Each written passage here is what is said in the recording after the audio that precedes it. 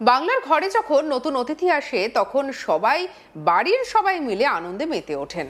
দাদু ঠাকুমা থেকে শুরু করে কাকা পিসি মামা মামি সবার মুখে তখন হাসি, নবজাতকের ছোট্ট হাত ছোট্ট চোখ আর প্রথম কান্না যেন গোটা পরিবারকে নতুন করে বাঁচার শক্তি দেয়। আর সেই নবজাতককে আশীর্বাদ জানাতে উপহার দেওয়ার রীতি ভারতীয় সংস্কৃতির বহু পুরনো একটি অংশ। কোথাও সোনার চেন, কোথাও রূপোর চামচ, কোথাও আবার নতুন জামা কাপড়।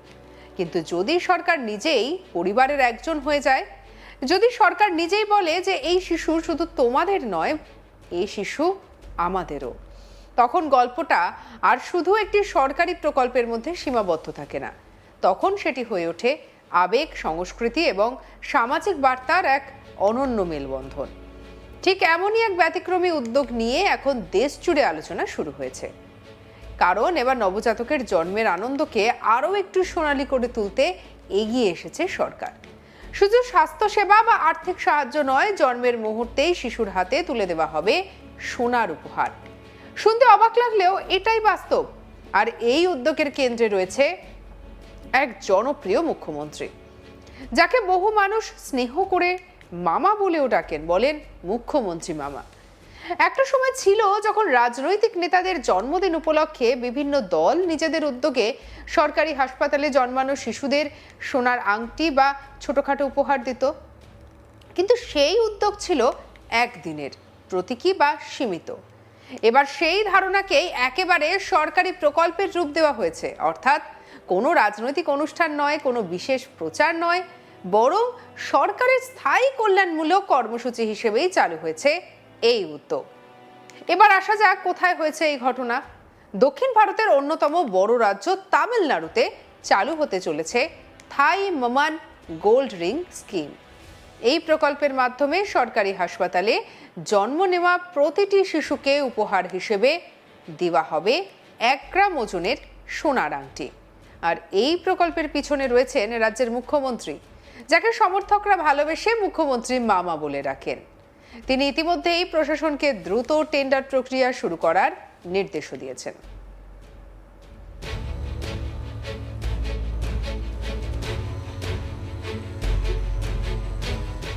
ভাবুন তো, কোনো পরিবারের সন্তান জন্মালে হাসপাতালের বেডে শুয়ে আছেন মা, বাবা বাইরে দাঁড়িয়ে আত্মীয় স্বজনকে সুখবর দিচ্ছেন। এমন সময় হাসপাতাল কর্তৃপক্ষ এসে বলছেন, আপনাদের শিশুর জন্য সরকারের তরফ থেকে একটি সোনার আংটি রয়েছে। মুহূর্তটা কতটা আবেগের হতে পারে নিশ্চয়ই বুঝতে পারছেন। সরকারি হিসাব অনুযায়ী এই প্রকল্প চালাতে বছরে প্রায় 755.83 কোটি টাকা ব্যয় হবে। সংখ্যাটা নিঃসন্দেহে বড়, কিন্তু সরকারের মতে এটি শুধুমাত্র একটি সোনার আংটি দেওয়ার প্রকল্প নয়, এটি নবজাতকের প্রতি রাষ্ট্রের শুভেচ্ছা এবং ভালোবাসার প্রতীক।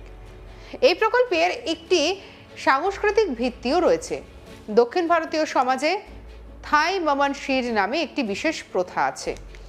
বাংলায় যাকে সহজ করে বললে শিশুর মামা তার জন্মের পর নানা ধরনের উপহার, আশীর্বাদ এবং শুভেচ্ছা নিয়ে আসে। এটি শুধু উপহার দেওয়া নয়, বরং শিশুর জীবনের শুরুতে মামার দায়িত্ব এবং ভালোবাসার প্রতীক। সেই ঐতিহ্য থেকেই এসেছে এই প্রকল্পের ধারণা।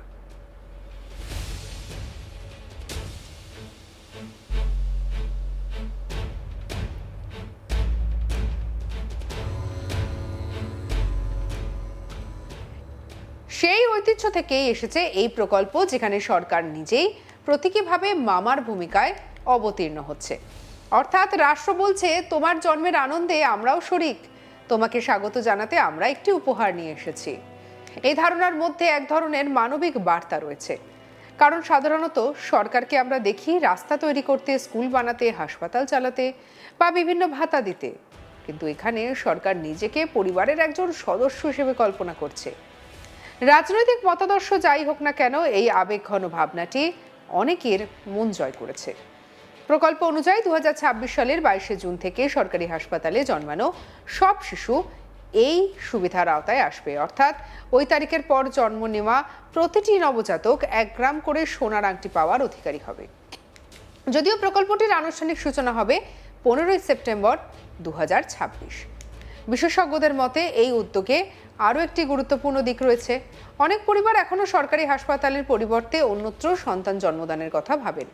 যদি সরকারি হাসপাতালে অতিরিক্ত সুবিধা বা সামাজিক মর্যাদার অনুভূতি তৈরি হয়, তাহলে আরও বেশি মানুষ সরকারি স্বাস্থ্য ব্যবস্থার প্রতি আকৃষ্ট হতে পারেন।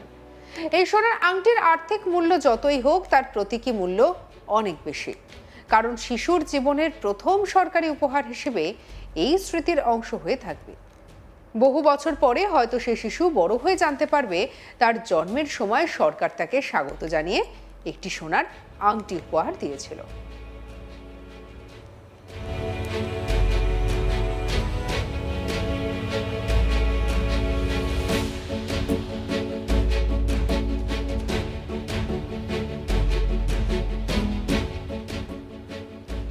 গ্রামের এক গরিব পরিবার হোক বা শহরের মধ্যবিত্ত পরিবার, সবার কাছে সন্তানের জন্ম সমান আনন্দের। আর সেই আনন্দে যদি সরকারও অংশীদার হয়, তাহলে মানুষের সঙ্গে প্রশাসনের সম্পর্ক আরও মানবিক হয়ে উঠতে পারে। অনেক সমাজবিজ্ঞানী মনে করেন, কল্যাণমূলক প্রকল্প শুধু অর্থনৈতিক সহায়তা দিলেই সফল হয় না, মানুষের মনে ইতিবাচক অনুভূতি তৈরি করাও গুরুত্বপূর্ণ। এই প্রকল্প সেই কাজটাই করেছে। এটি মানুষকে মনে করিয়ে দিচ্ছে যে নবজাতক শুধু একটি পরিবারের সদস্য নয়, ভবিষ্যতের সমাজেরও সদস্য। সোনার প্রতি ভারতীয়দের আবেগ নতুন কিছু নয়। প্রজন্মের পর প্রজন্ম ধরে সোনা শুধু অলংকার নয়, নিরাপত্তা, আশীর্বাদ এবং ভবিষ্যতের সঞ্চয়ের প্রতীক। নবজাতকের জন্য সোনার আংটি দেওয়ার মধ্যে তাই এক ধরনের শুভ সূচনার বার্তা রয়েছে। আরও একটি বিষয় লক্ষণীয়, সাধারণত কল্যাণমূলক প্রকল্প মানে নগদ টাকা, ভর্তুকি বা পরিষেবা, কিন্তু এখানে উপহারের ভাষা ব্যবহার করা হয়েছে, ফলে প্রকল্পটি প্রশাসনিক ঘোষণার চেয়ে অনেক বেশি আবেগময় হয়ে উঠেছে। রাজনৈতিক বিশ্লেষকরা বলছেন, এই উদ্যোগ প্রচলিত কল্যাণ নীতির বাইরে গিয়ে সাংস্কৃতিক আবেগকে স্পর্শ করেছে। কারণ মানুষ শুধু সুবিধা চায় না, সম্মান এবং ভালোবাসার অনুভূতিও চায়। নবজাতকের হাতে সোনার আংটি তুলে দেওয়ার মধ্যে সেই বার্তাই রয়েছে।